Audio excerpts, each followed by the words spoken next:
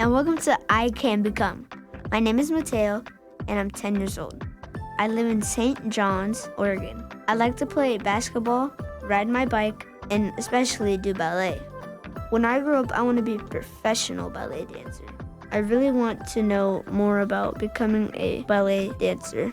So my friends at ICAN Radio have arranged for me to talk to Ben Youngstone, a professional ballet dancer at Oregon Ballet Theatre. I want to ask Ben some things about becoming a ballet dancer. So let's get right into the interview.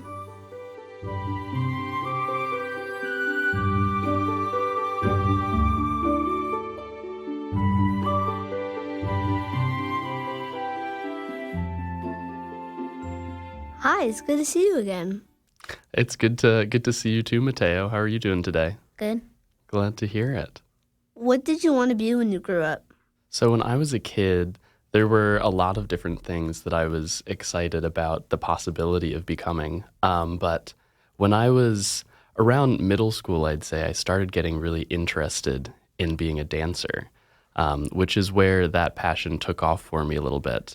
And I remember watching dance videos as a kid and being really excited about the possibility of being out on stage professionally one day. What's it like being a ballet dancer? It's a lot of fun. It's a lot of work, too. It's very tiring, and you're in the studio and you're really working hard, but it's super rewarding at the same time when you see all of that work pay off, when you get to take the stage and you get to see that experience that you get to give to the audience members. It's really rewarding to have that, and especially to talk with people like you who have been in the audience, so you can get more of a personal understanding of how all of that hard work can pay off. How old were you when you knew you wanted to become a dancer? That's a good question. I took my very first dance class when I was in 4th grade, but it was a very basic kind of jazz outreach exercise style dance. So I didn't start taking ballet until I was in 8th grade. What are some skills you need to become a ballet dancer? There's a lot of skills that you need. I think 2 of the biggest ones are focus and determination, because there's so much detail in ballet. When we see people perform, I feel like the audience picks up a lot of times on the big things that you do, but there's so much detail that goes into it. I remember when I was training at the Nutmeg Conservatory, they have a big sign on the wall of their main studio that just says details. And it's really that focus on the little things that's so important, just making sure that you're picking up on everything that the choreographer or whoever's leading your rehearsal is putting down.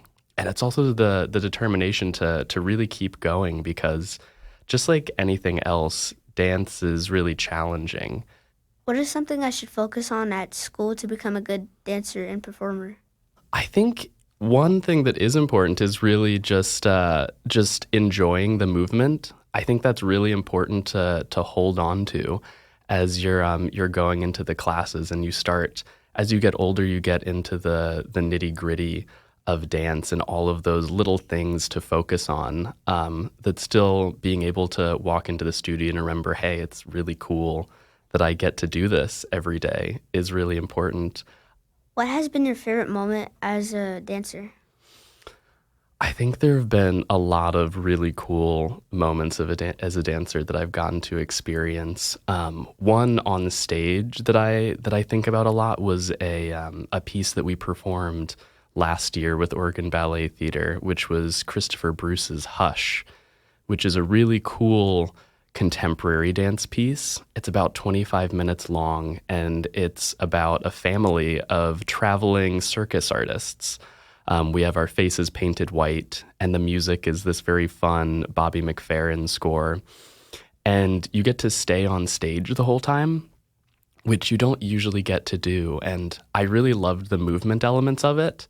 But it was also really cool that when my solo or my duet was over, I got to go sit at the back and watch these people in my metaphorical family just be on stage performing. And it was really cool getting to both do something that I loved doing and also get to be a part of watching somebody else doing what they love to do, and that kind of feedback was really, really cool. What's the hardest part about being a ballet dancer? The hardest part about being a ballet dancer. I think it's kind of just the physicality of it. It's being a ballet dancer is a lot like being an athlete. And a lot of times you go home at the end of the day and your body is really tired. You have sore muscles. You have injuries that you'll experience from time to time. And it's really just being mentally strong and making sure that you can have the patience and the perseverance to rehab those things that you're going through and to do what you need to do for your body to recover. Oh, what do you do to recover from a performance? After performances, I definitely rest a lot. That is for sure. I rest, I stretch out, you ice the things that are sore, you roll out your muscles. And at the same time, it is good to get the blood flowing a little bit still. So I think it's always good to go on just a little bit of a walk, go to the gym, just do a little light something, and to eat really well. It's really good to make sure that we're getting lots of nutrients and lots of good food as well to make sure that we're recovering, as well as hydrating a ton. Lots of water is important. If you weren't a ballet dancer, what would you be? I was always really interested in the arts when I was a kid. I think whether it was going to the movies or taking a painting class or dancing, that was something I was always excited about. And I remember I went to an arts magnet high school in Richmond, Virginia, where I grew up, and you had to apply to it in one particular discipline. And I remember it feeling like a hard choice for me between visual arts, drawing, or going for dance. So I think that if I had made another decision, I would probably have gone down the path of being more of a visual artist, and maybe something like a graphic designer would be really cool. What is something you wish you knew about being a ballet dancer when you were a kid? That's a good question.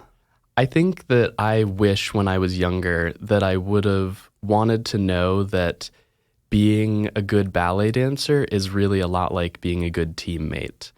That a lot of times we see dance performances and we see this big giant solo that somebody's performing, but really a lot of what most people do in ballet companies, and myself as well as a core member, is working together with other people. You have to be a part of an ensemble of dancers who are all doing the same thing, and you have to be really aware of your spatial awareness, and you have to be a really good partner, and you have to be really receptive to feedback from choreographers. And while we're always focusing on getting ourselves to be the best dancers we can, that it's just as important to make sure that we are existing as part of a larger organism of the company, and that we're all doing things together in unison and supporting each other to create the best possible show. What do you like about dancing with Oregon Ballet Theatre? I think it's a really wonderful place to dance. I think that probably my favorite part about dancing with OBT is my coworkers, really. Ballet dancers often come from a lot of different places. We do have a few Oregonians in the company, but a lot of us come from very different places. I'm from Virginia, and we have dancers from as far away as Brazil and South Korea.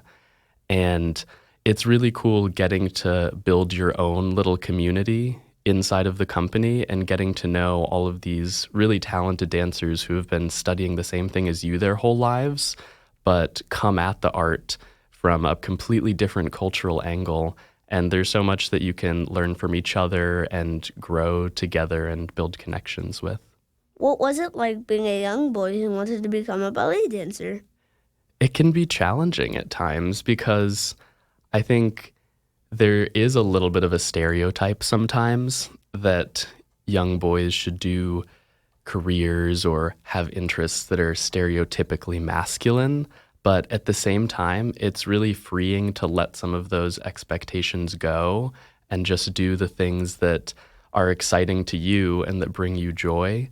So I I think that I held it back a little bit more than maybe I could have, because I think that even if there had been some more negative comments, that I wish I could have shared with those people what it was like to be dancing, and that it's okay to follow your interests, and that maybe those people who might have seen it as less than could have actually learned something from it. What has been your favorite performance so far? I think the one that I was talking about last year, Hush, was a really great performance to be a part of. There was one time when I was living and dancing in Denver that I was actually invited to do a performance art evening at an art gallery, Leon Gallery in Denver, which was really cool. So I enlisted my good friend Henry McCall, and together the two of us created this performance art evening with some spoken poetry, some video projections, and some improvisational dance phrases that we created.